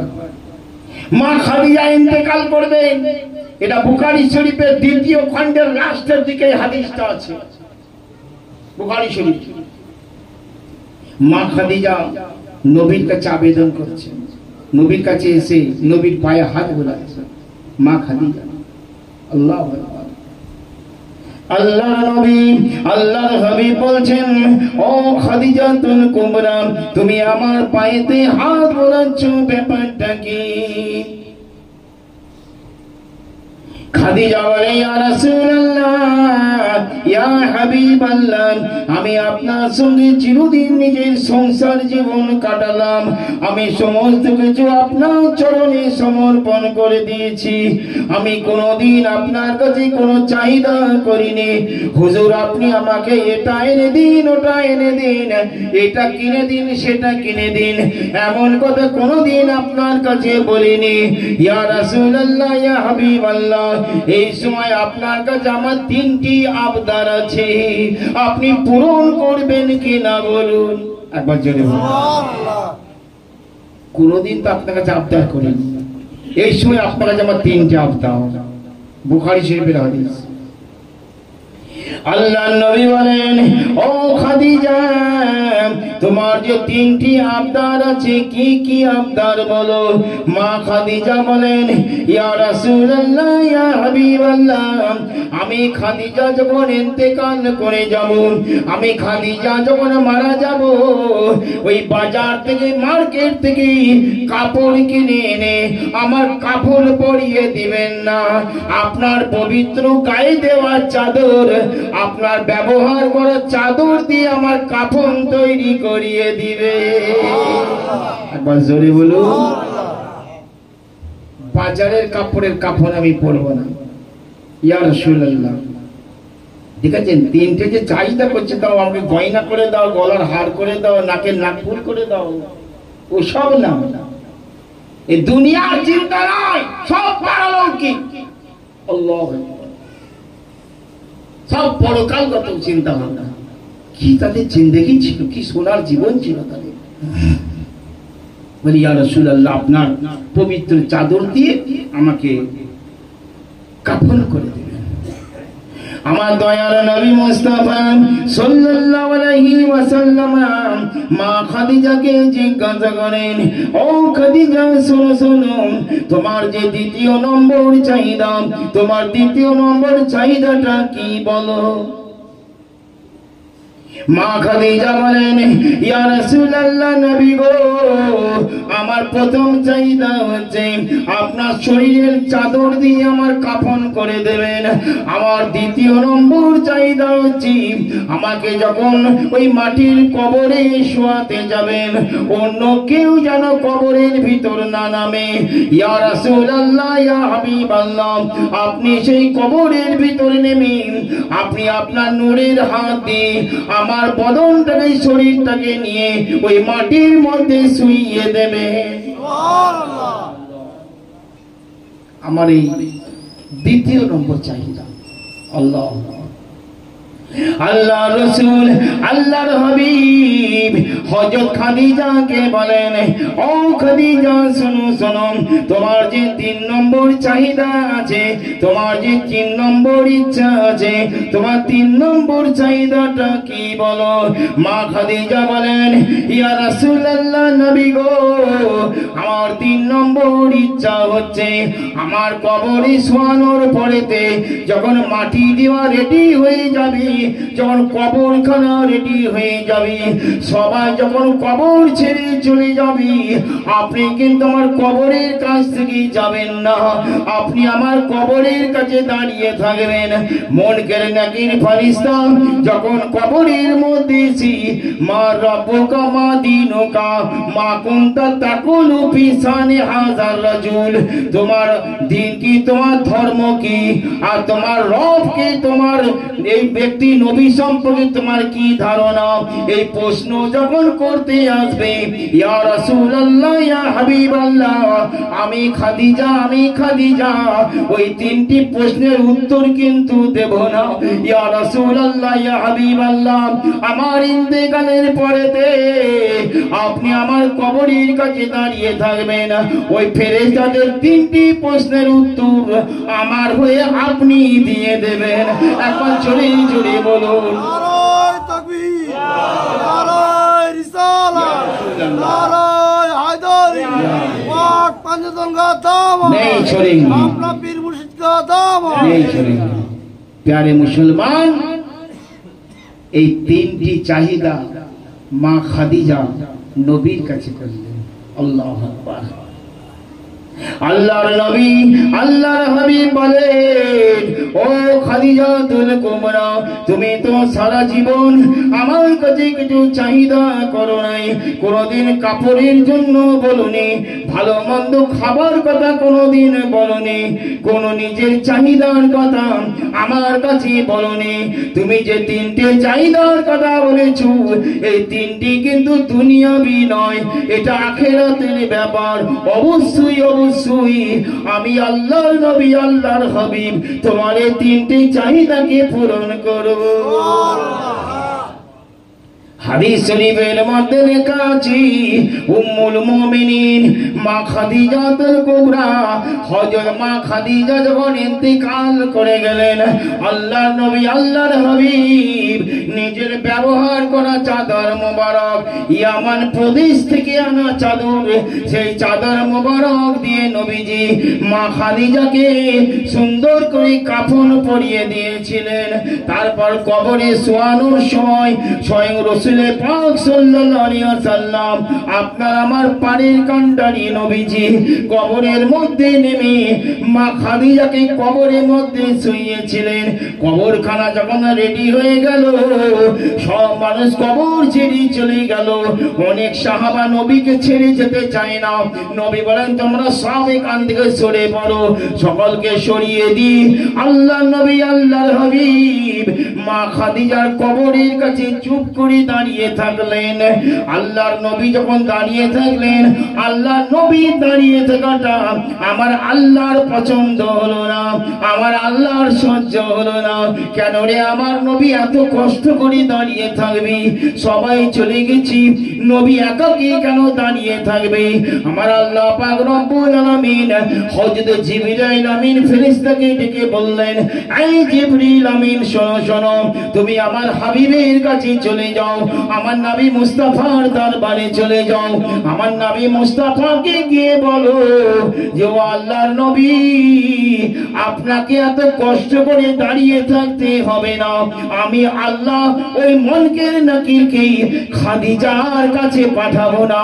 ওই খাদিজার 3টে প্রশ্নের জবাব আমি আল্লাহ কবুল করে নিয়েছি। একবার জোরে জোরে বলো। দেখেছেন তাদের জিন্দেগি কত সুন্দর, তাদের জীবনগুলো পরকাল মুখী জীবন, তাদের পরকালমুখী জীবন, আল্লাহমুখী জীবন। তবেই তো তাদের এত দাম। আল্লাহু আকবার। তবেই তো মা খাদিজা কেমন নারী ছিলেন, হ্যাঁ? তার পেটে হয়েছে মা ফাতেমা খাতুনে জান্নাত। সুবহানাল্লাহ। বুঝতে পেরেছেন? নবী 4 মেয়ে 2 ছেলে মা খাদিজার পেটে হয়েছে। মনে থাকবে আপনাদের? নবী 4 মেয়ে 2 ছেলে খাদিজার পেটে হয়েছে। আর হযরতে মারিয়া কিবতিয়া আমাদের উম্মুল মুমিনিন আর একটা নবীর বিবি, তার পেট থেকে আর একটা ছেলে হয়েছিল, তার নাম রাখা হয়েছিল ইব্রাহিম। 17 মাস বয়সে পর্দায় যান। কত বছর বয়সে? 17 মাস বয়সে। নবী খুব দুঃখ পেয়েছিলেন সেই সময়। নবীর সব বেটা ছেলেগুলো যখন ইন্তেকাল করে গেল, আবু জেহেল আবু লাহাবের দলেরা একদম আনন্দে উৎফুল্ল। ওরে মুহাম্মদ হচ্ছে নির্বংশ, মুহাম্মদের আর বংশ থাকবে না, সব বেটা ছেলেগুলো মারা গেছে, চলে গেছে, মরে গেছে, মুহাম্মদের বংশ, মুহাম্মদ হচ্ছে নির্বংশ। আপনারা একটা সূরা পড়েন না, ইন্না আতাইনা সূরা, ইন্না শানিয়াকা হুয়াল, এই জোরে বলে ইন্না শানিয়াকা হুয়াল আবতার। আবতার মানে হচ্ছে ল্যাজ কাটা, আবতার মানে হচ্ছে নির্বংশ, যার বংশ চলে না। আবু জেহেল আবু লাহাব যখন খুব খুশিতে উছলে উঠেছে, নবীর বিরুদ্ধে সব প্রচার করতে লাগলো, নবী নির্বংশ, আল্লাহ সান্ত্বনা দিয়ে সূরাটা নাযিল করলেন, ইন্না আতাইনা। আতাইনা বলবেন না, অনেকে বলে ইন্না আতাইনা, আতাইনা নয়, আতাইনা, আলিফ আইন জবর আ, এই উচ্চারণ করবে। আতাইনা যদি বলেন মানে উল্টে যাবে, ইন্না আতাইনা কাল কাউসার। আমার আল্লাহ বলেন নবী গো, ইন্না আতাইনা কাল কাউসার, ও আমার নবী গো, আমি তোমাকে কৌসার দান করেছি। ফাসাল্লি লিরাব্বিকা ওয়ানহার, অতএব তুমি তোমার রবের জন্য নামাজ আদায় করো আর কুরবানি করো। ইন্না শানিয়াকা হুয়াল আবতার, তোমার শত্রুরাই হচ্ছে নির্বংশ। সুবহানাল্লাহ। একবার জোরে বলুন। আমার আল্লাহ রাসূল আল্লাহর হাবিব হাদিস পাকে ঘোষণা করেছেন, আমি নবী, আমার কথা হচ্ছে শরীয়ত, আর শরীয়ত ওয়া কোয়ালি, আর তরিকাতু ওয়া ফালি, আল হাকিকাতু হাওয়ালি, আল মারিফাতু ইসরারি। আমি নবী, আমার মুখের কথাগুলো হচ্ছে শরীয়ত, আমার কর্মগুলো হচ্ছে তরিকত, আমার অবস্থাগুলো হচ্ছে হকিকত, আমার ভেদ রহস্যের নাম হচ্ছে মারিফাত। একবার জোরে জোরে। তাই নবী যেটা বলেন, নবীর কথাগুলো হচ্ছে শরীয়ত। নবীর কথাকে কি আপনি ফেলনা মনে করেছেন নাকি? তাহলে শরীয়ত বাদ দিয়ে মারফত হবে? যে নবীর কথাকে আপনি ডিনাই করতে পারবেন, ইনকার করতে পারবেন? এই জোরে ছিল বলো না, করা যাবে না। নবী হচ্ছেন আমার দিন ইসলামের অভিভাবক, নবী দিন ইসলামের পরিচালক, নবী হচ্ছেন দিন ইসলামের সম্পাদক, নবী হচ্ছেন দিন ইসলামের অভিভাবক, নবী হচ্ছেন দিন ইসলামের কেন্দ্রবিন্দু, নবী হচ্ছেন দিন ইসলামের অল ইন অল। একবার জোরে বলেন। নবী যেটা বলেন সেটাই হচ্ছে ইসলামের আইন।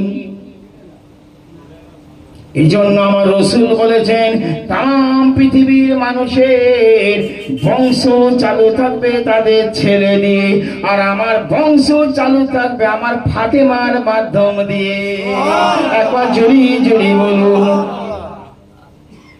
নবীর কথা এটাই আইন, এটাই শরীয়ত, এটাই মারিফাত। নবী বলেন তাম পৃথিবীর মানুষের বংশ চালু হবে ছেলে দিয়ে, আর আমার বংশ চালু হবে আমার ফাতেমা দিয়ে। ফাতেমা মেয়ে না ছেলে? মেয়ে তো, দেখেছেন নবী বলে দিয়েছেন আইন হয়। এই জন্য ফাতেমার বংশধর যারা, মাওলা আলী পাকের বংশধর যারা, তারা হচ্ছে সৈয়দ, তারা নবীর বংশ। ফাতেমার আওলাদ যারা, মাওলা আলীর আওলাদ যারা, তারা হচ্ছে নবীর বংশ। মানে ফাতেমা দিয়ে এসছে ইমাম হাসান ইমাম হুসাইন, এই দুজনে কি নবীর নাতি তো, নাতি। কিন্তু নবী কি বললেন শোনো, বুখারী শরীফের হাদিসের দ্বিতীয় খণ্ডের মধ্যে লেখা আছে, একদিন জুম্মার দিন খুতবা দিচ্ছিলেন আল্লাহর নবী। সমস্ত সাহাবা হুজুররা মসজিদ নববীতে হাজির ছিলেন। এমন সময় আল্লাহর নবী খুতবা দিতে লেগেছেন। এমন সময় দেখা গেল হযরত ইমাম হাসান আলাইহিস সালাম উনি টুক টুক টুক টুক করে সাহাবাদেরকে সরিয়ে সরিয়ে সরিয়ে সরিয়ে নিজের নানা জানের কাছে চলে যাচ্ছেন। আমার নবী বলছেন, ও আমার সাহাবীরা, আমার হাসানকে তোমরা জায়গা করে দাও। ইমাম হাসান যখন আমার রাসূলুল্লাহর কাছে এসে দাঁড়ালেন, বাবা বুখারী শরীফ হাদিসের মধ্যে লেখা আছে আল্লাহর নবী নিজের ডান পাশে দাঁড় করালেন ইমাম হাসানকে। হাসানকে দাঁড় করে বললেন, হে আমার সাহাবারা, হাযা ইবনি, এ হচ্ছে আমার ছেলে। সুবহানাল্লাহ। আমার নাতি বললো না, কি বললো? ইবনুর মানে ছেলে, তো হাদা ইবনি মানে আমার ছেলে। আমার রাসূল বললেন, এই আমার সাহাবারা শোনো, এ আমার হাসান হচ্ছে আমার ছেলে। আমার হাসান যখন বড় হবে এই উম্মতের মধ্যে ফিতনা মেটানোর জন্য একটা বড় কাজ করবে। ও আমার সাহাবারা শোনো, দুই মুসলমান গ্রুপের মধ্যে যখন মতবিরোধ সৃষ্টি হয়ে যাবে, যুদ্ধের অবস্থা তৈরি হয়ে যাবে, সেই সময় আমার হাসান দুই পক্ষের মধ্যে সলে করিয়ে সন্ধি করিয়ে দুই পক্ষের যুদ্ধকে বন্ধ করে দিবে। আমার নবীজির ভবিষ্যৎবাণী ঠিক হবে না হবে না বলুন? হবে তো। ইমাম হাসান যখন বড় হলেন, মাওলা আলী যখন চতুর্থ খলিফা হলেন, ওদিকে দামাশকাসের অধিপতি, দামাশকাসের আমির ছিলেন আমিরে মুয়াবিয়া। হযরত আমিরে মুয়াবিয়ার সঙ্গে যখন এইরকম মতবিরোধ সৃষ্টি হয়ে গেল, বাবা যুদ্ধ হব হব টান টান উত্তেজনা, এমন সময় হযরত ইমাম হাসান কি করলেন, দুই পক্ষকে এক জায়গায় দাঁড় করে সলে করিয়ে সন্ধি করিয়ে সম্ভাব্য যুদ্ধকে বন্ধ করে দিলেন। আমার নবীজির বহু বছর আগেকার ভবিষ্যৎবাণীটা সত্যিই পরিণত হয়ে গেল। একবার জোরে জোরে বলুন। আমার বলার উদ্দেশ্য যে হযরত ইমামে হাসানকে আমার নবী বললেন, হাযা ইবনি, এ আমার বেটা। তাহলে তার বংশরা নবীর বংশ হবে তো।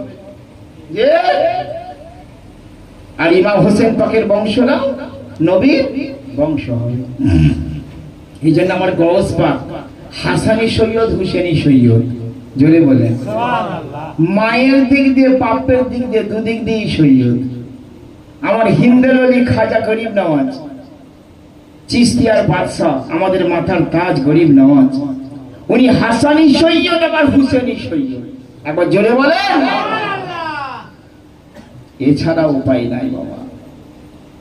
পাঞ্জাতান পাককে আমাদের জান মানতে হবে, আর নবীর तमाम সাহাবাদের উপর আমাদের বিশ্বাস, ভক্তি, আকীদা, মহব্বত থাকতে হবে। একবার জোরে বলুন। قال رسول الله صلى الله عليه وسلم الحسن والحسين سيد الشباب أهل الجنة وأبوهما خير منهما। আমার রাসূল বলেছেন, আমার প্যারা হাসান, আমার প্যারা হোসেন, এরা দুজনে হচ্ছে জান্নাতি যুবকদের সরদার। একবার জোরে বলুন। এবং তাদের দুজনকার পিতা অর্থাৎ হযরতে আলী ওই দুজনকার থেকে উত্তম। আল্লাহু আকবার। এই দুজনকার থেকে উত্তম কে? মাওলা আলী। আলী নামের পাওয়ার কত, যে আলী নাম একটা পাওয়ারফুল নাম। সাহাবা হুজুররা আলীর দিকে তাকিয়ে থাকতেন এইরকম, বুঝতে পেরেছেন? এইরকম তাকিয়ে থাকতেন। কেননা নবী বলছে নাজরু ইলা ওয়াজহি আলী ইবাদাতুন, আলী চেহারার দিকে মুখ করা, আলী চেহারার দিকে তাকানোটা আল্লাহর ইবাদত। কিন্তু সাহাবাদের মধ্যে যদি কোনো যুদ্ধ সংগঠিত হয়ে থাকে, সেই ব্যাপারে আপনার আমার কোনো দখলদারি করার, মতামত দেওয়ার কোনো অধিকার আমাদেরকে দেওয়া হয়নি। বুঝতে পেরেছেন? বাবা শুনলে আশ্চর্য হবেন, বুখারী শরীফে সারা কিতাবটার নাম হচ্ছে সাওয়ারিকুল মুহারিকা। যিনি এই কিতাবটা মুরাত্তাব করেছেন তিনি হচ্ছেন একজন মাতার চাঁদ আল্লাহর ওলি, নাম হচ্ছে হাফেজ ইবনে হাজার আসকালানী রাহমাতুল্লাহ আলাইহি। বাবা হাফেজ ইবনে হাজার আসকালানীকে হাফিজুদ দুনিয়া বলা হতো। হাফিজুদ দুনিয়া, দুনিয়া উনি বুখারী শরীফের সারার মধ্যে লিখছেন, দামাস্কাসের অধিপতি আমার মাওলা আলীর ইন্তেকাল করার পরেতেও একদিন হযরত আমির মুয়াবিয়ার দরবারেতে একদিন শের শায়েরির অবস্থা চলছে। যেমন আপনারা ফকিরি গান করেন, কাওয়ালি গানের আয়োজন করেন, গজলের আয়োজন করেন, গজল প্রতিযোগিতা করেন, ঠিক এইরকম আমিরে মুয়াবিয়ার দরবারেতে এইরকম গজলের প্রতিযোগিতা চলছে, শের শায়েরির প্রতিযোগিতা চলছে। এমন সময় অনেক দেশ বিখ্যাত কবিরা যারা ভালো ভালো গায়ক গাইতে পারে তারা সবাই সেখানে হাজির হয়েছে। হযরত আমিরে মুয়াবিয়া লোকজনকে লক্ষ্য করে বলছে, তোমাদের মধ্যে কে এমন ব্যক্তি আছো যে মাওলা আলীর পাকের শান বয়ান করবে? একবার জোরে বলুন। তাদের যে মতবিরোধের দ্বন্দ্বটা হয়েছিল হিংসার কারণে না, ইজতিহাদি দ্বন্দ্ব। অনেক ব্যাখ্যা আছে, বুঝতে সেই মানুষের কাছে যেতে হবে তো, বুঝতে আলোচনা তখন তো বুঝবে না। হুট করে একটা কথা তুলে দিলেন, এক সাহাবীর বদনাম করলেন, আর এক সাহাবীকে বড় করলেন, এতে রাসূল নারাজ হয়ে যায়। খুব সাবধান। যখন হযরত আমিরে মুয়াবিয়া এই কথা ঘোষণা করলেন, কে এমন ব্যক্তি আছো বলো হযরত আলীর শানে গজল পড়বে? একজন লোক উঠে বলল, হুজুর আমি বলবো। বলে বলো। ও যখন আলীর শানে গজল গাইতে লাগলো, আলী হচ্ছেন আল্লাহর পেয়ারা, রসুলের পেয়ারা, আলীর যত প্রশংসা সব করতে লাগলো। আর হযরত আমির মুয়াবিয়া নিজের তহবিল থেকে, নিজের গদি থেকে টাকা বার করছেন আর তাকে দিচ্ছেন। বেটা, মাওলা আলী সম্পর্কে তুমি যে কথাগুলো বলছো, আমি আল্লাহর কসম করে বলছি মাওলা আলী এর থেকেও বেশি শ্রেষ্ঠ। উনি যতটা ফজিলতপূর্ণ, উনি যতটা শ্রেষ্ঠ, তোমার বর্ণনা করার ক্ষমতা নাই। একবার জোরে জোরে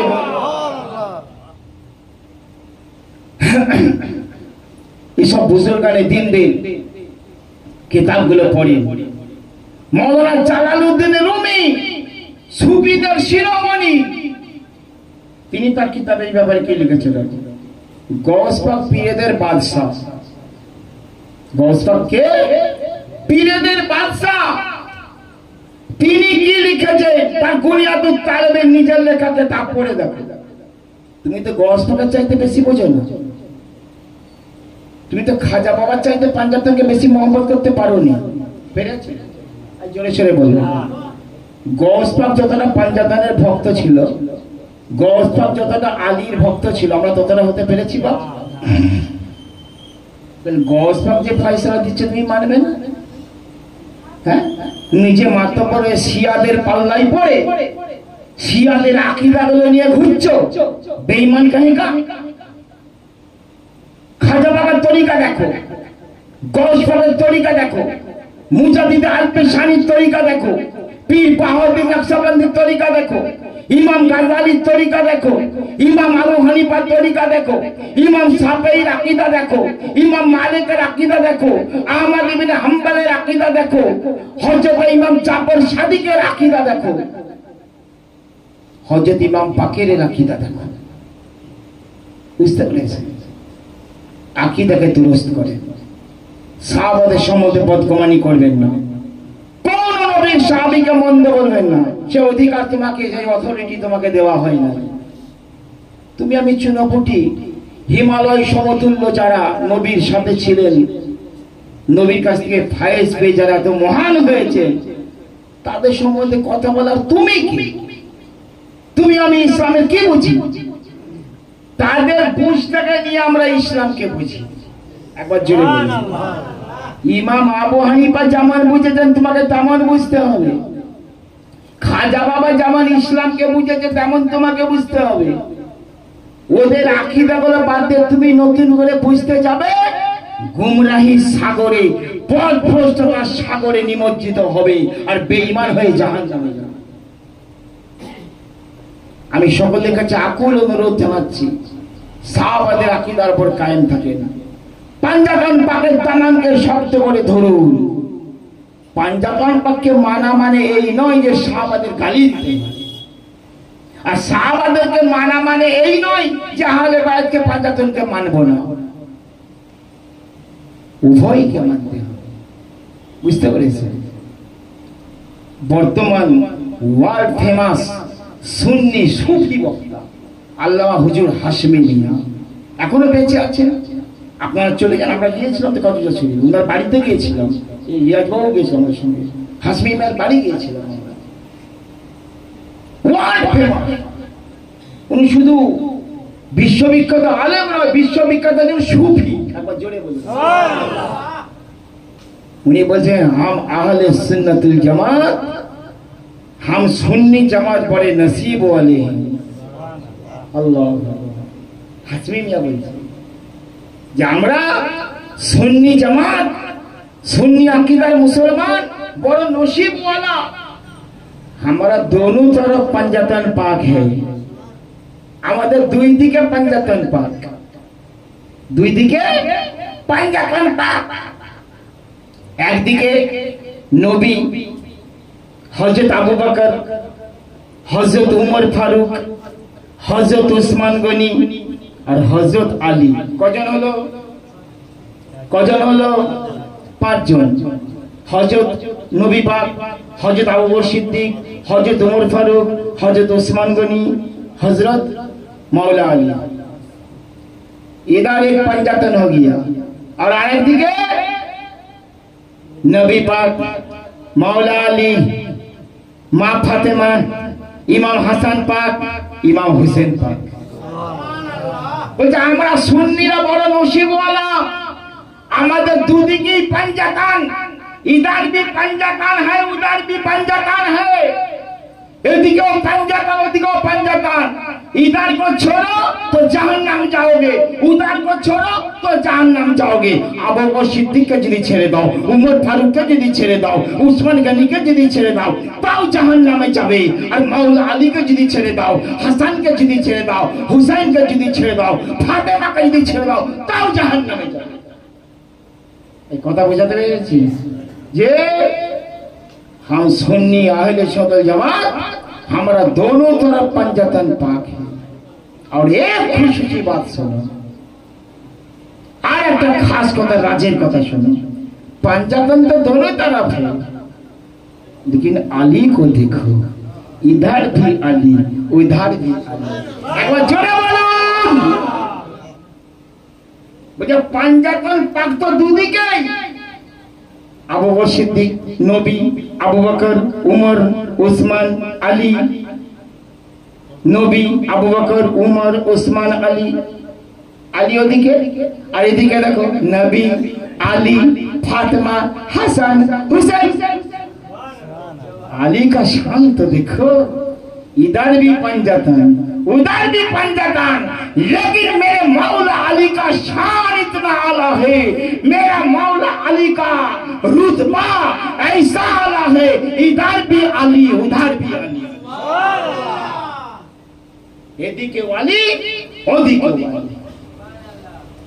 এই কথা বুঝে এসেছে? মুসলমান ভাইয়ের আমার, আকীদাকে দুরস্ত করেন।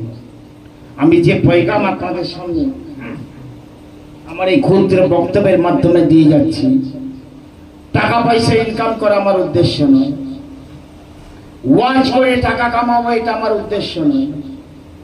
খোদার কসম বলছে, আল্লাহ মাথার উপর, আল্লাহ সাক্ষী আছে, এটা উদ্দেশ্য নয়। উদ্দেশ্য মানুষকে মুক্তির যে রাস্তা, নাজাতের যে রাস্তা, আহলে সুন্নাতুল জামাতের যে আকীদা, যে রাস্তাটা সিধা জান্নাত গেছে, এই রাস্তাটার কথা মানুষকে বাতলে দেওয়া। একবার জোরে বলুন, উনি আমরা সুন্নি মুসলমান, আমরা হুসেনি মুসলমান। ওরে প্রয়োজন, মাইকের আওয়াজটা খুব টানছে গলাটা, গলার আওয়াজটা খেয়ে নিল। ওরে প্রয়োজন হলে নবীর প্রেমে দিব আমরা জান, আমরা হুসেনি মুসলমান, আমরা সুন্নি মুসলমান। এই গজল আপনারা শুনেছেন, আবারও শুনুন, প্রতিটা ভাষাকে মার্ক করুন, কি আকীদা, কি ঝলক। প্রতিটা ছন্দে যেন জ্যোতি ভরা আছে, জ্যোতি জ্যোতি। ওরে দয়াল নবী ধ্যানের ছবি, তিনি মোদের সাহারা, ওরে তিনি মোদের সাহারা। তারপরে হরদম গৌসুল আজম দিচ্ছে মোদের পাহারা, ওরে দিচ্ছে মোদের পাহারা। জোরে বলেন, গৌস পাক আমাদের নিগাবানি করছে না, করছে না? গৌস পাক বলছেন, আমাকে চাইনেওয়ালা, আমার ভক্ত, আমার মুরিদ, কিয়ামত পর্যন্ত যারা আমাকে মহব্বত করে, তারা জমিনের পূর্ব প্রান্তে থাক, চাই পশ্চিম প্রান্তে থাক, তাদের উপর আমার সাহায্যের হাত এইরকম থাকে যেমন জমিনের উপর আকাশ থাকে। মোল্লা আলী কারি 40 লাখ হাদিসের সাড়া করেছেন। জোরে বলেন। হানাফি জমাতের ব্যারিস্টার, তাকে মৌলবী বলা চলে না যে মোল্লা আলী কারি রহমাতুল্লাহকে জানে না। ইনি মাতার জাত ওলি ছিলেন, মায়ের পেট থেকে ওলি আল্লাহ ছিলেন। এই মোল্লা আলী কারি গৌস পাকের এই কথাটার ব্যাখ্যা করছে, বড় পীরের এই কথাটা ব্যাখ্যা করছেন। উনি বলছেন যে গৌস পাক বলছেন, ভক্ত আমার পূর্ব প্রান্তে থাক, পশ্চিম প্রান্তে থাক, তার উপর আমার মদদের হাত, সাহায্যের হাত এইরকম থাকে যেমন জমিদের উপর আকাশ থাকে। তো মোল্লা আলী কারি তার সারাই ব্যাখ্যাতে লিখছেন জমিনের একটা মানে কি বলবো সীমা আছে। তবে বিজ্ঞানটা বলছে আন্দাজে এত হাজার কিলোমিটার মানে জমিনের পরিধি, ডিম্বাকৃতি গোলাকার পৃথিবীটা কমলা লেবুর মতন গোল, কিন্তু আসমানে হদ খুঁজে পাচ্ছে না। আসমানে জমির বড় না আসমান বড়? যে কত বড় বলতে পারবেন? আল্লাহ আল্লাহ, পৃথিবীর থেকে 13 লক্ষ গুণ বড় সূর্যটা, পৃথিবী থেকে 13 লক্ষ গুণ বড় সূর্যটা, ওই সূর্যটা আসমানে আছে। আর এমন এমন গ্রহ আছে বৃহস্পতি সূর্যের থেকে বড়, ওগুলো আকাশে আছে। তো গসপাক বলছেন যেমন জমিনের উপর আকাশ থাকে, আকাশ আমার সাহায্যের হাত তার উপর ওই রকম থাকে। তো মোল্লা আলী কারি বলছেন আকাশের ব্যাপ্তি যতটা, সুবহানাল্লাহ বলেন, আকাশের প্রশস্ততা, আকাশের ব্যাপ্তি, আকাশের বিস্তৃত যতটা, গৌস পাকের বেলায়েতের সাহায্যের হাত তার চাইতেও বেশি। গৌস পাক বলছে আমাকে চাইনেওয়ালা আমার ভক্ত যদি সতর খুলে যায়, আমি আব্দুল কাদের জিলানী আমার আধ্যাত্মিক হাত দিয়ে, মারিফতের হাত দিয়ে, বেলায়েতের হাত দিয়ে তার সতরটা তুলে, সতর মানে লাই কুণ্ডু বেরিয়ে গেলে ধরে ধরে। এই কথার ব্যাখ্যা সত্যি করে কি লুঙ্গিটা তুলে দেয়, পায়জামাটা তুলে দেয় না, তোমাকে অসম্মানী হতে দেন না। এর মানে তুমি যেখানে অসম্মান হওয়ার ব্যাপার, তোমার প্রেস্টিজ হ্যাম্পার হয়ে যাওয়ার ব্যাপার, প্রেস্টিজ চলে যাওয়ার ব্যাপার, বেইজ্জতি হয়ে যাওয়ার ব্যাপার, গৌস পাক নেক নজর দিয়ে বেলায়েতের কারণে, বেলায়েতের হাত দিয়ে তোমাকে বেইজ্জতির হাত থেকে, অসম্মানের হাত থেকে বাঁচিয়ে তোমার মাথা উন্নত করে সম্মানী বানিয়ে রাখেন। একবার চলে বলে এই হচ্ছে আমার গৌস পাকের পাওয়ার। বুঝতে পেরেছেন? আচ্ছা বলেন তো, আমার গৌস পাকের পাওয়ার যদি এত হয়, মৌলা আলীর পাওয়ার কত? সুবহানাল্লাহ। কি গো, গৌস পাকে তো পাওয়ার পেয়েছেন, মৌলা আলী ওয়াজ আর করবো না, হয়তো করেছি আগে, পরে বলবো ইনশাআল্লাহ। মৌলা আলী কেমন ফায়েজ দিয়েছেন গৌস পাককে, তবে গৌস পাক এত বড় ওলি হয়েছে। তো গৌস পাকের যদি এত পাওয়ার হয়, আমার মৌলা আলীর পাওয়ার কত হতে পারে, আলী পাকের পাওয়ার কত হতে পারে মুসলমান। তো আলী পাকের পাওয়ার যদি এত হয়, তো আলীর যিনি আকা, আলীর যিনি মাওলা, আলীর যিনি নবী, আলীর যিনি রসুল, আমার রসুলুল্লাহর পাওয়ার কত হতে পারে? সুবহানাল্লাহ। প্যারে মুসলমান, অতএব পাইদার পাই ওলি আল্লাহদের পদাঙ্ক অনুসরণ করেছে, তিনি হচ্ছেন গৌস। ওরে দয়াল নবী ধ্যানের ছবি, তিনি মোদের সাহারা, ওরে তিনি মোদের সাহারা। তারপরে হর দামে কৌশলী আজম দিচ্ছেন মোদের পাহারা, ওরে দিচ্ছে মোদের পাহারা। ওরে হিন্দের রাজা, আমার হিন্দের রাজা আজমিরি খাজা আছে মোদের নিগাহবান। আমরা হুসেনি মুসলমান, আমরা সুন্নি মুসলমান। জোরে জোরে বলেন। ওরে আল্লাহর ওলিদের, ওরে নবীর দুশ্মনদের চেহারা দেখলে পড়ি আমরা লা হাওলা, ওরে পড়ি আমরা লা হাওলা। তাহলে টুকটুকে চেহারা দেখে বেশ 7 ইঞ্চি গাল্লা দাড়ি আর নামাজ পড়ার কপালে কালো ঘেঁটা দাগ আর হাতে তসবিহ দেখে ভুলে যাবেন না তো, যে দেখতে হবে তার অন্তরে নবীর প্রেম আছে কিনা, ওলি আল্লাহর প্রেম আছে কিনা, আহলে বাইতের প্রেম আছে কিনা, গৌস খাজার ভালোবাসা আছে কিনা, পীরের তরিকতের মানুষ কিনা দেখবেন, তবে তাকে সম্মান করা চলবে। নতুবা শুধু দাড়ি টুপি আর টুকটুকে চেহারা দেখে দেখলে হবে না, আবুল আহাবের চেহারা ছিল টুকটুকে আগুনের মতন ঝলক মারত, কিন্তু আবুল আহাব কাফের। আর হযরত বেলাল যার চেহারা কালো, মনটা ভালো, হৃদয়ে ছিল নবী মুস্তাফার ঈশার আলো, আল্লাহ পাক তার মর্যাদা বাড়িয়ে দিল, সাবিত দরজা পেল, সর্বপ্রথম জান্নাতে পা রাখবে হযরত বেলাল রাদিয়াল্লাহু চেহারা ছিল তার। তাহলে নবীর ইশক সব চাইতে বুঝতে পেরেছি। ওরে নবীর দুশ্মনদের চেহারা দেখলে পড়ি আমরা লা হাওলা, ওরে পড়ি আমরা লা হাওলা। আর দোয়া করি এদের থেকে ঈমান বাঁচাও গো মাওলা, তুমি ঈমান বাঁচাও গো মাওলা। নবীর সালাম কিয়াম করি আমরা, তাজা করি ঈমান আমরা সুন্নি মুসলমান, আমরা হুসেনি মুসলমান। একবার জোরে জোরে। তারপরে শুনুন, আল্লাহর ওলিদের রওজা পাকে চড়াই আমরা ফুল চাদর, ওরে চড়াই আমরা ফুল চাদর। আর বিশ্বাস করি আল্লাহর ওলি শোনেন সব রওজার ভিতর, ওরে শোনেন সব রওজার ভিতর।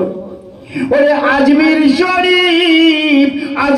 শরীফ বাগদাদ শরীফ ঈমানের পহচান, আমরা সুন্নি মুসলমান, আমরা হুসেনি মুসলমান। একবার জোরে বলুন। আল্লাহ রাব্বুল আলামিন আমাদের সকলকে খাঁটি পীরপন্থী, শুধু পীরপন্থী বলবে না, খাঁটি পীরপন্থী আহলে সুন্নাতুল জামাতের অনুসারী বানিয়ে দিক। সকলে বলেন আমিন। আল্লাহ পাক আমাদের সকলকে কবুল করো। আসুন আমার নবী সাল্লাল্লাহু আলাইহি ওয়াসাল্লাম পড়বো।